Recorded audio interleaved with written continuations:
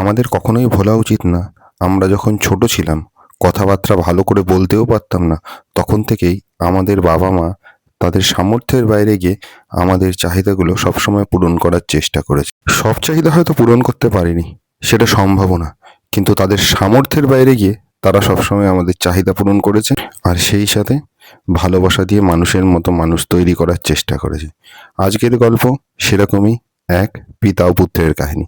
গল্পের লেখিকা মাধবী ভট্টাচার্য। বাড়ি ঢুকেই মন কেমন করা গন্ধটা পেয়েছে সৌর। খুবই চেনা গন্ধ। আনন্দের সঙ্গে সঙ্গে খিদেও পেয়ে গেছে ওর সঙ্গে সঙ্গে। আমাকে কিন্তু পেটির টুকরোটা দেবে মা। নাক ভরে গন্ধটা টেনে নিয়ে বলেছে সৌর। দাঁড়া বাবা, রান্না শেষ হোক, তুই স্নান সেরে নে। ডালে ফোড়ন দিতে দিতে বলল সুজাতা। অনিমেষ একটা স্কুলে সিকিউরিটি গার্ডের কাজ করে। মাইনে খুবই অল্প।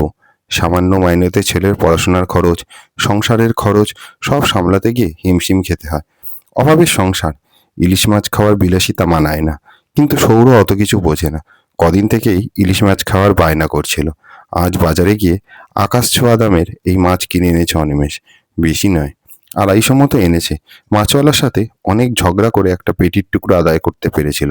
সৌর একেবারেই কাটা খেতে পারে না। খেতে বসে ছেলের আনন্দ দেখে হাসছিল অনিমেষ। কি ভালো হয়েছে গো খেতে। সেদিন নীলের জন্মদিনে ওর মাও বানিয়েছিল। এর থেকে তোমার রান্না অনেক ভালো হয়েছে মা। আরেকটা খাবি? সস্নেহে বলল অনিমেষ। হ্যাঁ মা, আরেকটা দাও। হাত চাটতে চাটতে বলল সৌর।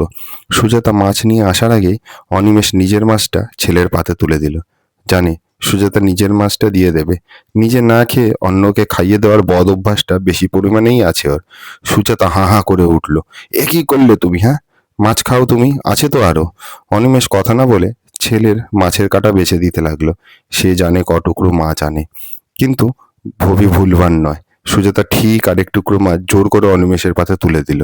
অনিমেষ ইলিশ মাছ খেতে যে কতটা ভালোবাসে সেটা সুজাতার অজানা নয়। অনিমেষও কম যায় না। ইলিশের টুকরোটা অর্ধেক খেয়ে উঠে গেল। সুজাতা চেঁচাচ্ছে, এ কি, এক টুকরো মাছের অর্ধেকটাই ফেলে রাখলে? ওটা তুমি খাবে, অনিমেষ গম্ভীরভাবে বলল। আরও তো আছে। এমনিতে ইলিশ মাছ আমার আষ্টে গন্ধ লাগে, খেতে পারি না। হ্যাঁ, সবই জানি। কথা না বাড়িয়ে খাও দেখি। অনিমেষ হেসে ফেলল। গজগজ করতে করতে সুজাতা খাওয়া আরম্ভ করলো। এক টুকরো মাছ তখনও বাটিতে পড়েছিল, সৌর রাতের খাওয়ার জন্য। কয়েক বছর পরের ঘটনা।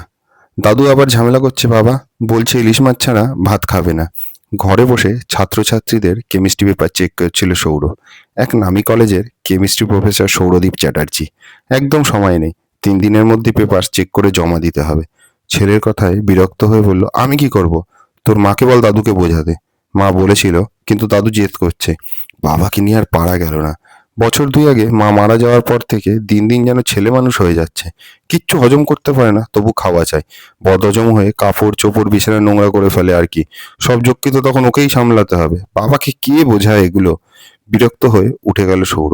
দেখলো বাবা খাবার টেবিলে ঘাড় গোজ করে বসে আছে। সৌরকে দেখে বলল, তুই আজ ইলিশ মাছ এনেছিস না? বৌমা আমাকে দিচ্ছেই না। তোমার এসব খাওয়া বারণ জানো না?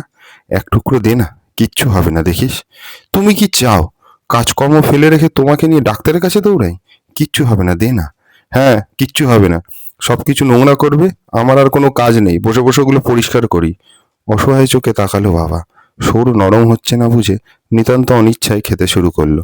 পাতলা টেলটেলে মাগুর মাছের ঝোল আর গলা ভাত।